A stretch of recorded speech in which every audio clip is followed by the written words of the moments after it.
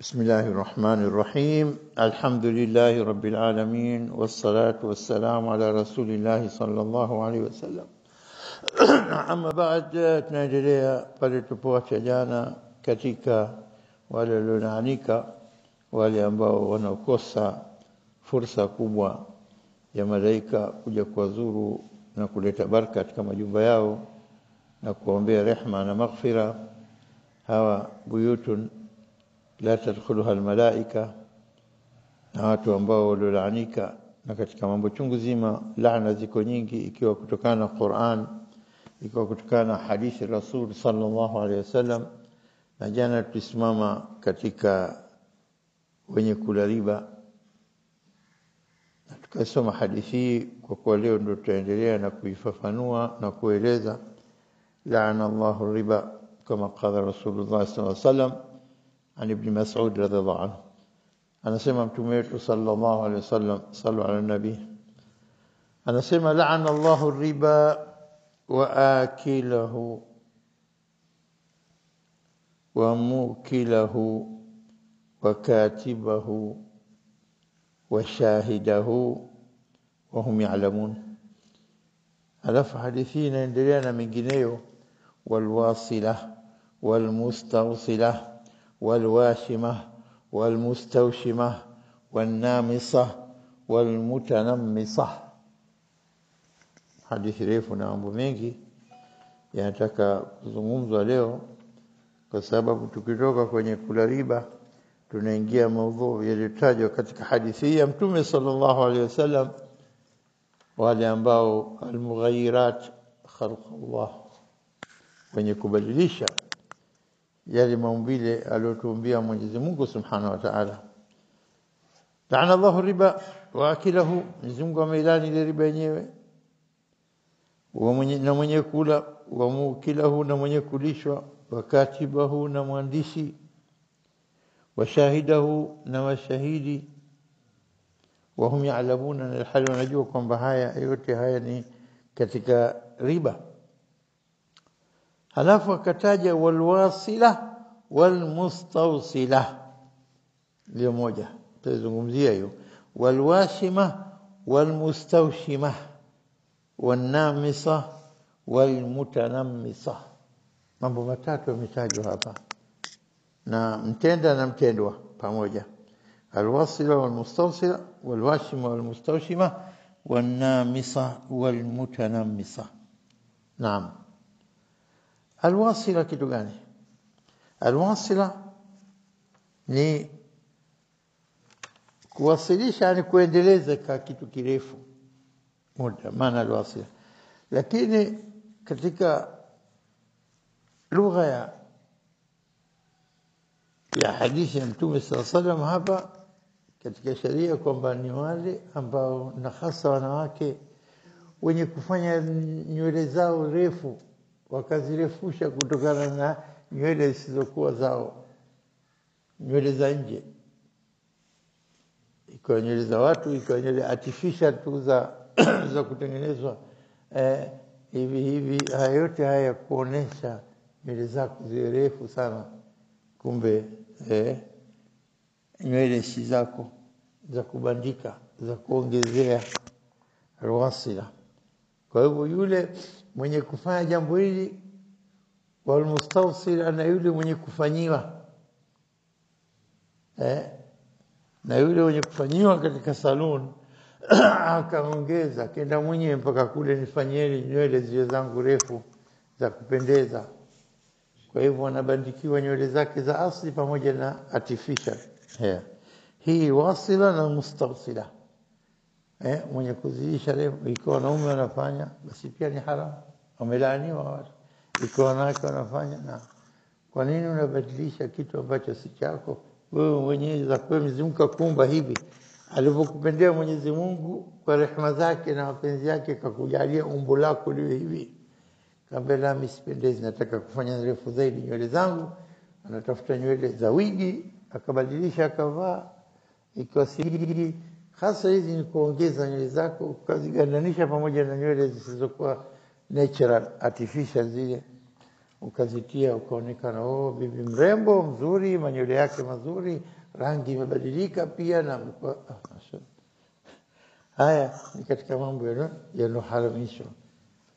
Mtume akasema laana Allah, katoka kwenye riba, na akilahu mlaji wa mukilahu na mwenye kulishwa, wakatibahu wa shahidahu, na mwandishi na mshuhudia, wahum ya'lamuna. Alafu akaongezeana hapa walwasila walmustawsila, mwenye kuwasila yule mwenye kuwafanyia katika saluni watu kuongezea nywele zao, na wale wenye kufanyiwa. Kenda mwenye kutafuta saluni gani, bei gani, hapa nafanya rahisi, hapa udari, huyo akenda kaingia niongezee nywele aina kaza kaza, wanafanya wanabadilisha hafila.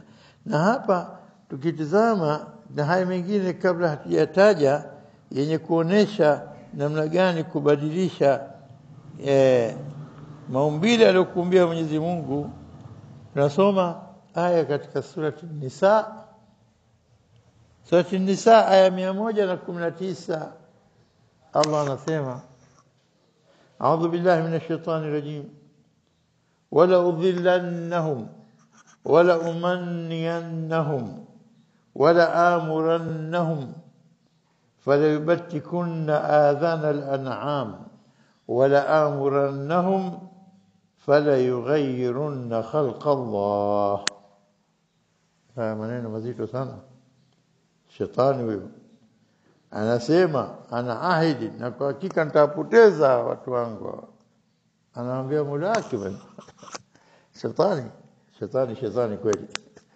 Anasema wala amurannahum, na kwa hakika wala udhillannahum, astaghfirullah, wala udhillannahum, na kwa hakika nitawapoteza, wala umanniyannahum, na nitawatia wawe na matamanio mengi ya mambo ambayo nini ya kuwadanganya. Nitawafanyia mambo ya mazuri, tazyin, kufanya kuyapamba mambo ili wayapende, wawe nafanya watoke nje ya maamrisho ya Mwenyezi Mungu. Wala umanniyannahum, na nitawatia matamanio. Umnia ni kutamani kitu wala umanniyannahum. Halafu baadaye anasema nini? Wala amurannahum. Halafu sasa inakuja stage kwamba nitawaamrisha, na watafanya mambo haya. Anasema wala amurannahum falayubattikunna adhana al-an'am, hawa watawakata masikio ya wanyama. Al-an'am, wanyama wala nini mahitaji wanyama wanyama wa kuchinjwa. Zamani walikuwa wakifanya wanakata masikio, sio wanafanya nini, itikadi zao za ushirikina ingawaje sasa hatuyajui haya si aghlabu, au sio kama nafanyika, Allahu aalam. Kwa hivyo fala yubattikun adhan al'am, sisi ndio tukhusu hapa zaidi sasa. Wala amurannahum, na nitaamrisha, fala yughayyirunna khalqa Allah. Wala amurannahum, na nitaamrisha basi watabadili aliyoumba Allah. Wala amurannahum fala yughayyirunna, fala basi la lam ya tashdid, yani taukid ya kutia nguvu. Fala yughayyiranna, lam na nun shadda mawili haya mwanzo na mwisho katika taghyir, katika kubadilisha. Taukid ala taukid, kutia nguvu juu kutia nguvu, kutia mkazo juu kutia mkazo. Watafanya tunaweza mimi hawa binadamu ajinga hapo mbao watazama katika mata'ul ghurur, starehe za udanganyifu, wataingia wenyewe mzima ataingia mtu. Basi ndio hii fala yughayyirunna khalqa Allah. Basi hawa anasema shetani watabadili tu aliyoumba Allah subhanahu wa ta'ala. Kwa maana haya baadaye inaendelea kusema, na yule atamfanyia shetani kuwa ndo mlizi wake, ndio akamwendekeza shetani, akamfuata, akamtii badala ya Allah subhanahu wa ta'ala. Mtu huyu maskini amekhasiri hasara ilikuwa dhahiri kabisa, hasara kubwa kapata. Sasa hapa, kwa hivyo jambo muhimu hapa ni kubadilisha kile alichokupendea Allah. Allah akakuona wewe unakuwa mzuri kwa hivi, la mistaki nataka hivi. Basi unakwenda kinyume na maamrisho Allah. Unakwenda kinyume na vile alivyokupendea Allah. Yani wewe unajua zaidi kuliko Allah. Yani wewe unapenda jambo ambalo Mwenyezi Mungu kakutakia hulitaki. Ushatia shaka katika hukuku za Allah, haki zake Allah. Kwa hivyo unabadilisha. Kwani kaniumba nywele fupi, mimi nataka nywele refu. Na lakuja jambo la pili hapa, wal asil wal mustawsila wal washima wal mustawshima. Al washima wal mustawshima ni haya kutia tattoo katika mwili. Leo tena ndio ulimwengu huko uzunguni na vijana wetu wanafuata na wanakwenda huko pia wanaharibu miili yao yote kwa kufanya aina mbalimbali ya michoro kwa shindano, wanachoma na nini. Utaona mtu kafanya tattoo hizo wanaziita. Kwa Kiswahili wanaitaje tattoo? Hiyo tattoo inafahamika. Sio nne tattoo. Tattoo sio nne. Tattoo zimejaa kila sehemu. Na huko zunguni tena tuseme kila sehemu unatiwa. Kila wengi sana. Wengine hata mpaka sehemu zao ambazo hazitajwi. Ataandika jina la mpenzi wake, ataandika maneno matusi, atafanya design au michoro ya vitu vya kila kitu haramu vya haramu. Kwa hivyo hapa utaona hizi Mwenyezi Mungu hapa nulani walwashima. Hadithi inasema nini? Walwashima walmustawshima. Na yule mwenye pahala kazi yake kuwafanyia watu, na yule mwenye kwenda akafanyia watatu. Kabadilisha mwili wake, unachifuka, unaharibika, unachusha, kwa unajua na wenyewe unapendeza. Alwashima walmustawshima. Na ikiwa mtu amelaanika kufanya jambo hili, na ikiwa amefanya, labda mtu atauliza, sasa mtu akija akatubu baadaye akaslimu, mfano wengi wanaslimu wanakuwa na, usifikiri yule mtu baada ya kuslimu na akajua kulaanika kwa mtu mwenye kufanya vile kwamba atakuwa na raha, maisha yake atakuwa yanateseka. Kwanza hawezi kuifuta ile, maana shindano na moto na hayo yote si labda tu ngozi yako na usijiudhi, itabakia kila kiona anasema astaghfirullah, zitazidi. Atakubali, Mwenyezi Mungu atampokea inshallah, kwa sababu kafanya katika ujahili. Ukirudi kwa Mola wako hakuna kitu kisichokufiriwa. Hata ukimshirikisha Mwenyezi Mungu madha umerudi kwa la ilaha illa Allah, atakupokea tu ikiwa toba ya haki. Naam. Lakini sasa atakuwa mtu hiyo toba ile kule kuchora kwake kule katika mikono wake, mwili wake, katika shingo yake, katika sehemu ya ndani ya suruali, sehemu chungu zima atafanya miguuni, wallahi wengine mwili nzima. Utasema huyu mtu hivi mwili wake uliokuwa mzuri amepambwa na Mwenyezi Mungu kwenda kuharibu. Mwenyezi Mungu anasema laqad khalaqna al-insana fi ahsani taqwim. Haitaji kuongeza kitu, lakini tena ile rangi hajaipenda, anataka atie mapicha kila aina katika mwili wake. Mwenyezi Mungu amealani alwashima walmustawshima. Na kuna wengine sasa kama alivyosema hapa, wanamisa walmutanammisa. Annamisa walmutanammisa. Annamisa yale mapambo ya usoni. Mapambo ya usoni yale, yule mwenye kukufanyia kakata nyusi, kazinyosha kope, kabadilisha mambo. Nyusi zake zimekuwa nyembamba, nyusi zake zimezidi urefu huku na huku. Zile nyingine zote kazikata.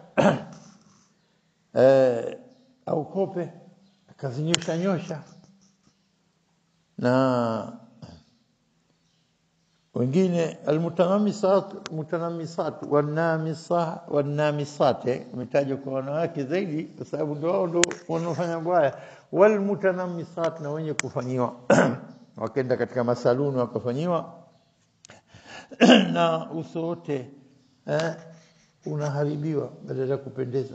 Kama mtu huyu nani huyu ambia fulani huyu mbona kabadilika kwa jinsi anavyojibadilisha, uso mzima unabadilika, lipstick masiki rangi gani manini, na hasa wana mabiharusi wetu wanapokwenda harusi, unajua kwa biharusi mtu mwingine kabisa kabadilika uso na tisha mtu mwingine, astaghfirullah. Haya wanakuwa wanapendeza. Na wengine tena kuna kuchongwa makucha na kutoa rangi na kufanya refu, zinachongwa zile na zinatazamwa kila mara, na kuna ile wanatumia nini tupa sijui yao special ya mkono ili ya kusafisha na kuweka sawa, na kwa mtu utaona mwingine unakaa na mtu utamwona kutwa kakaa hivi. Wanawake zaidi na wanaume pia, lakini zaidi wanawake wanaita ndo wengine na kusafisha visigino na makucha ya miguu, wanaita wao manicure na pedicure, wazungu wenyewe wanafanya manicure na pedicure. Na mambo haya katika aloharamishwa. Tusoma aya al-mughayyirat khalq Allah, wanawake ambao wanabadilisha yale maumbile aliyoumba Allah subhanahu wa ta'ala. An Ibn Mas'ud radhiyallahu anhu, hadithi nyingine anasema nini? La'ana Allahu al-washimat wal-mustawshimat wan-namisat wal-mutanammisat wal-mutafallijat lil-husn المغيرات خلق الله. المغيرات خلق الله. وكذلك ابن عمر رضي الله عنهما أنا سمع رضي الله الواصل استغفر الله لعن الله الواصلة والمستوصلة والواشمة والمستوشمة.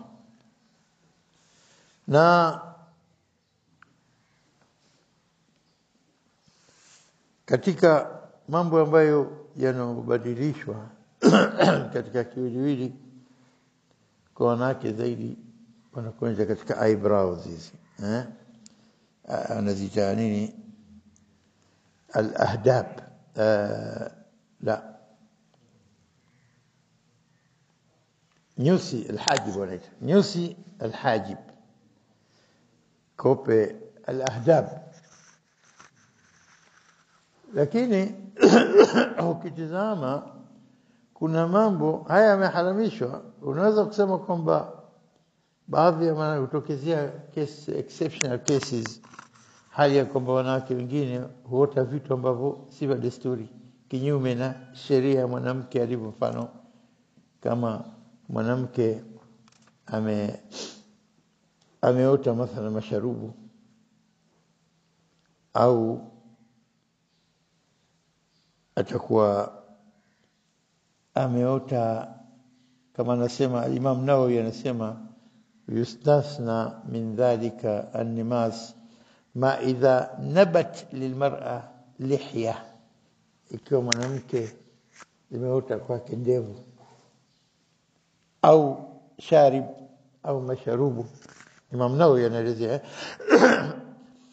au anasema au anfaqa ni hizi ndevu chini ya mdomo wako hapa chini, juu ya kidevu, hizi ndogo kidogo hapa, ndio tunaona nazo ndevu. Lake moja utokezea hizi kesi kama hizi, hapa inapendeza kwamba huyu haiharamishi kwake kutoa vitu hivi, anaweza kutoa ili awe kama hali wanawake walivyo, bali yustahab.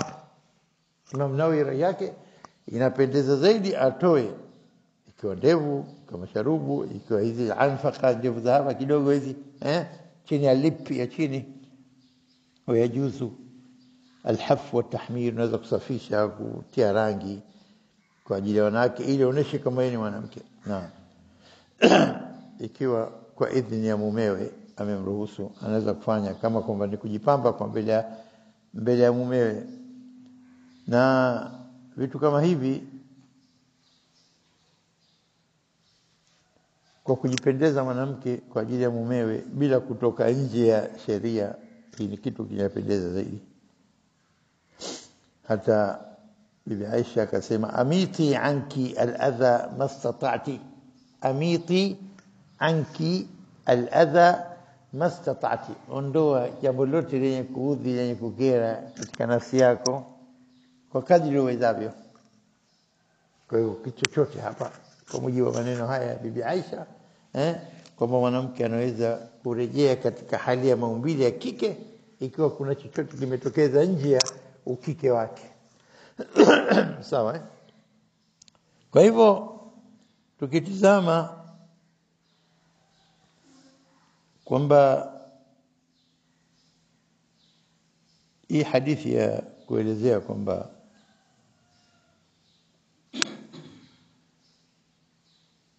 mambo mangapi tumetaja hapa, mambo ya mapambo ya usoni, mambo ya kufanya tattoo, mambo ya kuzidisha nywele, kuna moja bado katika hadithi imetaja wal mutafallijat lilhusn. Al mutafallijat wanatengeneza meno, wanachonga meno au wanafanya mwanya zaidi baina ya meno.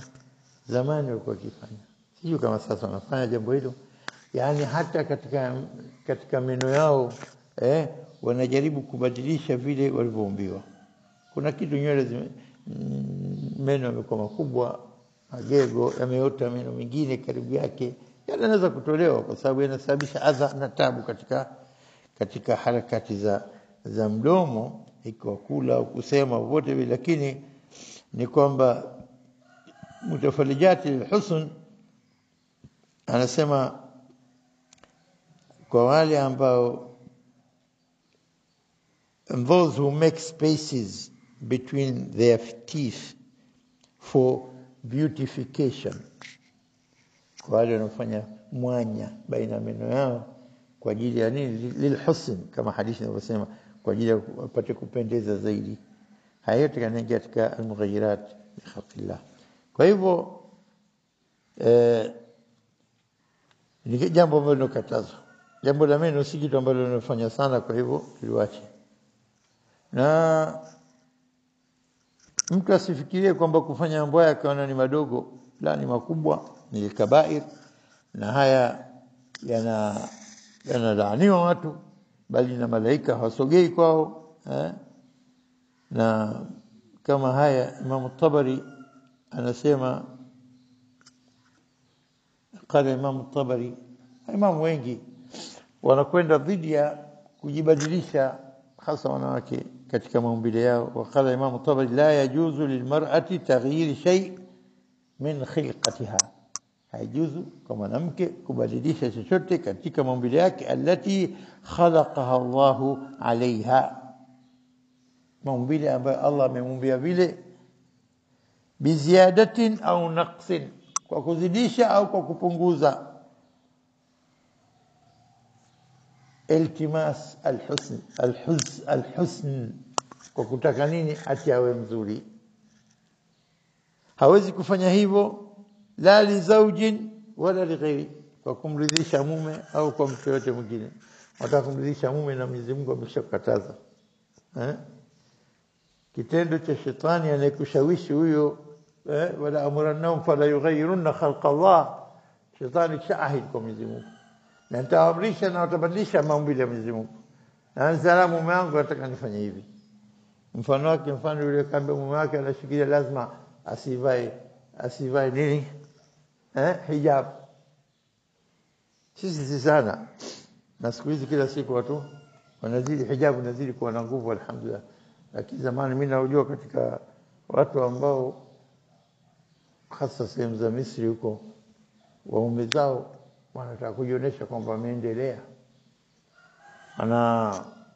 wanazuia wake zao wasivae hijab, hawako tayari kuwapa talaka, ya uvue ama nitakuacha.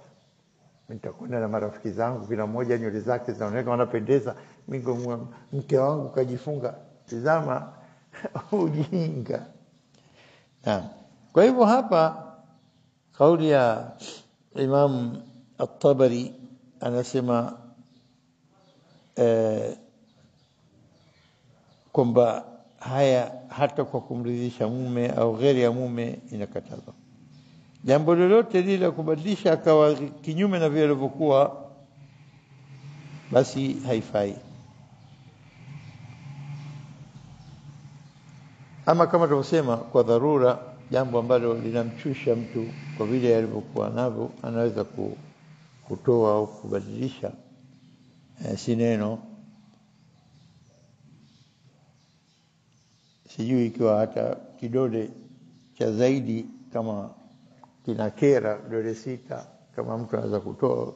Wamesema au asba zaida tuudhiha au tuulimuha, kidole cha zaidi kinamuudhi, kinamkera, kinamuuma, anaweza kufanya operation akatoa kabakia na vile khalqullah ya desturi ni vitano, vidole vitano. Basi hii ikasema anaweza yajuzu dhalika, na ikiwa kwa mwanamke au kwa mwanamume.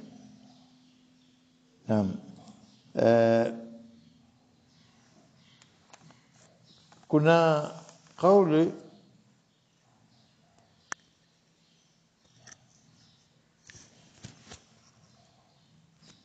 kwamba Rasul sallallahu alaihi wasallam amehimiza sana mwanamke ahifadhi picha yake ya ukike.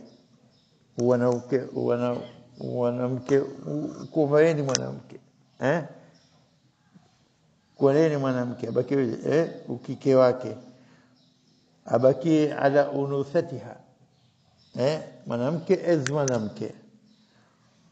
Kadhalika anatakiwa mwanamke fala tatakhashan, asiwe khashin gumu salb kama wanaume, na wala tatawahash, asiwe kama wahshi mtu,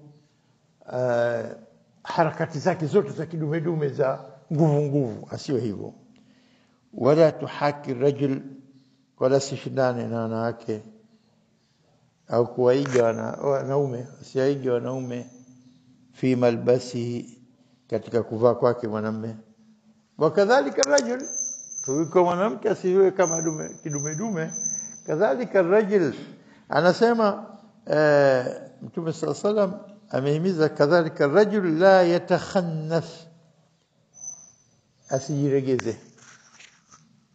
Tatumia neno khanith, la yatakhannas ni neno ambalo natumika kisheria, si neno kwa kutumia, sio kama tutakusudia kutukana au nini. La yatakhannas yani asifanye vitendo vya kama mwanamume aliyekuwa karejea kabisa kama mwanamke, asijiregeze. Wala yatashabahu bin nisa, wala asijishabihishe na wanawake fi harakatihi, katika mwendo wake na haraka zake, wa sakanatihi, katika utulivu wake amekaa kakaa kama aliyeregea, la wa kalamihi, katika kusema kwake maneno yake, la asiregeze sauti yake, wa ghairi dhalika, na mengineyo yote yanaweza kumwona kama mbona mwanamume hivi kakaa kama bardhuli, na asiwe kabisa, ni haram. Ila an yakuna dhalika min asli alkhilqa, ikiwa asli yake maumbile yake ndio kaumbwa vile, basi ndio hakuna budi. Mtaka lazima afanye kitu ambacho hawezi kufanya, ndio kaumbwa vile. Sio kama anakusudia moyo wake safi na anataka kuwa ni mwanamume, lakini wakati mwingine unampa mtu kona na kuregezea hivyo, unagusa mkono laini, unaweza ukaubinya kitu kile, lakini kwa kufanya maksudi ndio inakatazwa. Walakin yajibu alayhi an yatakallaf izalat dhalika, ndipo akijiona kwamba maumbile yake, khilqa yake yako katika upande kama kike, na anaweza kujiondoshia dhara, akajikazanisha kidogo na afanye, kwa sababu yeye mwanamume, na afanye, ajikazanishe. Ikiwa kaiacha khalas nake, mimi napenda kuwa kama mwanamke biqasd, hapa amekusudia acha nimekuwa nimeregea na napenda kuregea, anamili upande wa kike, bana ndio ninavyoomba, basi nitaka hivyo, hataki kujirekebisha, huyu fa huwa madhmum, anabeba dhambi. Nafikiri mpaka hapa inatosha kwa leo, wa bihadha naktafi, wallahu a'lam. Subhanakallahumma bihamdik, ashhadu an la ilaha illa ant, astaghfiruka wa atubu ilaik.